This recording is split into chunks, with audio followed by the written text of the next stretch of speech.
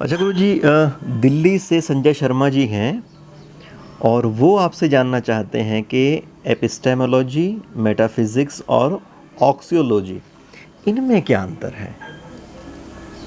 Metaphysics, एक बात यह है कि फ़िलॉसफी वाले दूसरों को परेशान करने के लिए या अपनी ये दिखाने के लिए कि हम बहुत महान हैं, ऐसे मोटे मोटे शब्द प्रयोग कर देते हैं। ये बड़े आसान शब्द है, इनका कोई कठिनाई नहीं है। मेटाफिज़िक्स का मतलब होता है जो फिज़िक्स है, जो फिज़िकल यूनिवर्स है, भौतिक जगत है। मेटा इसके परे, भौतिक जगत के परे जो चीज़ें हैं उनका ज्ञान करना, ये मेटाफिज़िक्स है। अब स्पेस है, टाइम है, गॉड है, सोल है, ये सारी चीज़ें जो हैं ये फिज़िकल जगत से ऊपर हैं। तो इसको हमारे यहाँ हिंदी में कह दिया तत्व ज्ञान, और अंग्रेज़ी में इसका अर्थ दे दिया कि बियॉन्ड फिज़िक्स जो भी है, बियॉन्ड द फिज़िकल यूनिवर्स, जो हमारी फिज़िकल बॉडी से दिखाई देता है। फिज़िकल यूनिवर्स कौन सा है? जिसको हमारी फिज़िकल बॉडी, अपने 5 ही सेंसेस हैं हमारे, इन 5 सेंसेस से जिनको जानती है वो फिज़िकल यूनिवर्स है। उस फिज़िकल यूनिवर्स के बाद हम कुछ चीज़ देखते हैं कि कोई चीज़ इससे भी ऊपर, इस लोगों के मन में आता है कोई चीज़ फिज़िकल जगत को चला रही है, इसमें बड़ी रेगुलरिटी है। तो बौद्धों ने तो ये कहा कि कोई चीज़ नहीं है। उन्होंने कहा कि ब्लैक कैट को man is searching for a black cat in a dark room which may or may not be there.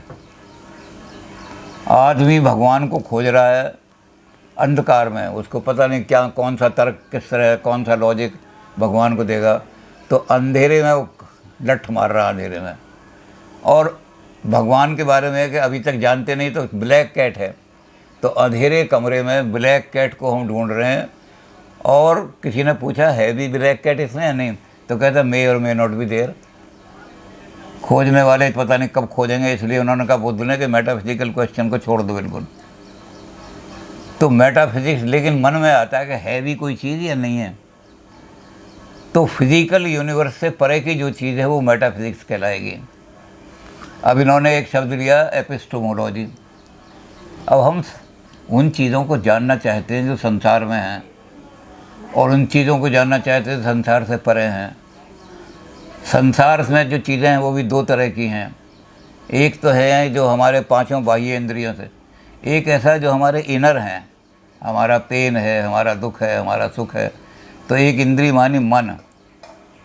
तो मन और 5 इंद्रियों से हम चीज़ों को जानते हैं, ये कहलाती है एम्पिरिकल नॉलेज। एम्पिरिकल मतलब इंद्रिय अनुभव से जाना जाने वाला। जिसको हम इंद्रिय अनुभव से जानते हैं वो एम्पिरिकल नॉलेज है। और जो इंद्रिय अनुभव से परे रीज़न के द्वारा जाना जाएगा, तर्क के द्वारा जाना जाएगा, बुद्धि जिनको जानेगी, उसको हम कहेंगे ये मेटाफिजिकल नॉलेज है। तो नॉलेज के साधन कौन कौन से हैं, नॉलेज को कैसे प्राप्त करते हैं, नॉलेज को फिर कैसे एक्सप्रेस कैसे करते हैं, यानी हमारे जजमेंट जो हैं वो जजमेंट कैसे दिए जाते हैं, वो जजमेंट ठीक हमने दिया या नहीं दिया। और फिर हमने देखा कि जजमेंट जो हमने दिया वैलिड है यानी वैलिडिटी नॉलेज। तो नॉलेज की वैलिडिटी, नॉलेज के एक्सप्रेशन के मेथड यानी जजमेंट का, कि जजमेंट कैसे कैसे दिए जाते हैं। कांट ने कहा कि 12 ही तरह के जजमेंट पॉसिबल हैं, भाषा में 13वां जजमेंट हो ही नहीं सकता। तो इस तरह की तो जजमेंट हम कैसे, वैलिड जजमेंट कैसे देते हैं, इनवैलिड कैसे देते हैं। फिर हमने कहा सत्य क्या है, असत्य क्या है, इस चीज़ के बारे में हम कोई चीज़ देखेंगे। तो ये सारा ज्ञान मीमांसा, ज्ञान मीमांसा, इसको हमने कह दिया एपिस्टेमोलॉजी। ज्ञान के साधन, ज्ञान के एक्सप्रेशन के साधन, यानी जजमेंट कैसे तरह का होता है, किन किन तरीके से हम एम्पिरिकल नॉलेज लेंगे, किन तरीके से पैरा एम्पिरिकल यानी वो नॉलेज लेंगे जो मेटाफिजिकल नॉलेज है। तो ये सारी चीज़ें जो हैं हमारी कहलाती हैं एपिस्टेमोलॉजी। ज्ञान शास्त्र, ज्ञान मीमांसा, ज्ञान कैसे प्राप्त किया जाए और कैसे एक्सप्रेस किया जाए और उसकी वैलिडिटी कैसे टेस्ट की जाए, ये एपिस्टेमोलॉजी में आती है। अब तीसरी चीज़ है एक्सियोलॉजी। मनुष्य जो है अपने जीवन के अंदर जो बायोलॉजिकल उसका स्टेटस है ऊपर उठना चाहता है, उससे बायोलॉजिकल स्टेटस है वो सोशल स्टेटस में आना चाहता है पहले, सोसाइटी, सोशल मैन। पाश्चात्य जगत सोशल मैन तक ही लाता है उसको। इंडिया की जो है उसको फिर देवत्व, सोशल से देवत्व की तरफ जाएगा और देवत्व से वो खुद वो देवता बन जाएगा। जिसको हम जो जानते हैं, जानते ही वही हो जाते हैं हम। तो ये जो हमारा है इसके लिए कुछ वैल्यूज़ देखनी पड़ती है हमें। हम जब जन्म दिया था हमने, तो आहार, निद्रा, भय, मैथुनम, ये 4 चीज़ें हमारे शरीर को बायोलॉजी से मिली थी माता। भोजन करेंगे हम, आहार, फिर निद्रा, सोने का, भय, हम खुद भी भयभीत हो जाते हैं एक मच्छर से और औरों को भी डराते हैं हम बंदूक ले, तो भय, फिर मैथुन, संतान उत्पन्न करना। तो ये 4 चीज़ें जो हैं ये हमारी पशुओं के समान बायोलॉजिकल मिलती हैं। लेकिन आदमी उस लेवल पे, आदमी इवोल्यूशनरी है। पशु जो हैं जिनको जैसा प्रकृति ने बना दिया वैसे ही रहते हैं। 1 लाख साल पहले बया ने घोंसला बनाना सीखा था और अब भी बया का घोंसला वैसे ही बन रहा है कोई चीज़। और मनुष्य ने 200 साल पहले जो मकान बनाने थे अब पर तरह तरह के मकान बन गए। तो मनुष्य के अंदर एक ऐसी शक्ति है जो परिवर्तन कराती है। वो परिवर्तन कराने जो शक्ति है वो कहलाती है वैल्यूएशनल पावर। वैल्यूएशन पावर में सबसे पहले दुनिया के अंदर सोफिस्टों ने एक बात कही, होमो मैंथुरा, ये शब्द बोला। हर चीज़ की वैल्यू मनुष्य के को निर्धारित करने का स्टैंडर्ड मैन है। जो चीज़ मैन के लिए जितनी उपयोगी है उसकी उतनी वैल्यू है, और जो चीज़ मैन के लिए उपयोगी नहीं है उसकी कोई वैल्यू नहीं। तो मैन जो है ह्यूमैनिटी स्टैंडर्ड है वैल्यू जज करने का। लेकिन वैल्यू आदमी को ऊपर उठाने का साधन है। इन वैल्यूज़ को जज तो हम करेंगे, लेकिन बिना वैल्यू के अगर हम ऊँधे हैं तो इसलिए हमारा कह दिया धर्मो विहीना। ये 4 चीज़ें तो हमारे यहाँ पशुओं जैसे होते हैं। अगर हमने इतना ही किया, आहार, भैंस हमसे ज़्यादा खा लेती है, इसका मतलब भैंस हमसे सुपीरियर हुई। निद्रा, बस इसमें सर्दी के दिनों में जो कोल्ड ब्लडेड एनिमल हैं, छिपकली है, सांप है, ज़मीन के अंदर जाके सो जाते हैं, 6-6 महीने सोए रहते हैं हमसे ज़्यादा। इसका मतलब ये ज़्यादा महान हो गए मनुष्य से।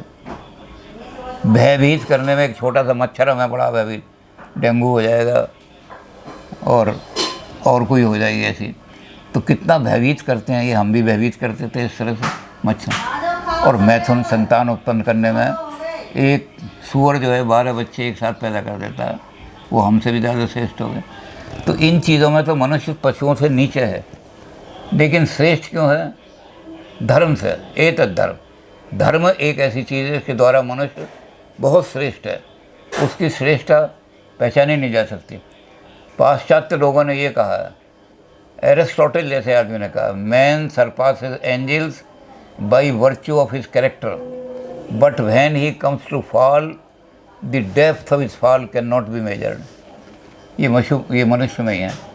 मनुष्य फरिश्तों से भी ऊंचा है bye virtue of his character. Values, कौन सी वैल्यूज अपनाएगा आदमी जिसके कारण से वो कैरेक्टर फरिश्तों से भी ऊपर चला जाएगा, और कौन सी वैल्यू ऐसी है जो उसको इतना नीचा गिरा देंगी, इतना नीचा गिरा देंगी कि वो कहता है कि depth of his fall can not be measure. कितना नीचे गिरेगा कोई नाप नहीं सकता। तो ये वैल्यूज़ जो हैं, इन वैल्यूज़ का ज्ञान, वैल्यूज़ क्या हैं, ये वैल्यूज़ हम क्रिएट करते हैं या ऑलरेडी क्रिएटेड की हुई हैं, उनमें से हम केवल चूज़ करते हैं। संसार के अंदर वैल्यू, कुछ लोग ये मानते हैं टीडोलॉजिस्ट कि वैल्यू तो जैसे वेद के वाक्य हैं वो क्रिएट की हुई हैं, हम तो उनमें से कोई वैल्यू चुन लेते हैं। और कुछ लोग कहते हैं कि नहीं, वैल्यू मनुष्य की। तो पाश्चात्य में जो लोग भगवान को नहीं मानते वो लोग ये कहते हैं कि वैल्यू सोसाइटी ने वैल्यूज़ क्रिएट की हैं, क्योंकि वो सोसाइटी से ऊपर उठते ही नहीं देवत्व की तरफ। तो जो वैल्यूज़ का ज्ञान है, कौन सी वैल्यूज़, ह्यूमन वैल्यूज़ कौन सी हैं, तो उन ह्यूमन वैल्यूज़ को स्टडी करना, उसमें से हायर वैल्यूज़ कौन सी हैं, लोअर वैल्यूज़ कौन सी हैं, इसका एक स्केल बनाना, ये सारा काम कहता है वैल्यू का ज्ञान। इसका प्रैक्टिकल रूप है एथिक्स, मॉरल फिलॉसफी, उसको हम कहते थे मॉरल फिलॉसफी। हमारे यहाँ कहते हैं उसको आचार शास्त्र। तो ये आचार शास्त्र है एक्सियोलॉजी। जी गुरु जी। तो ये हमारे तीनों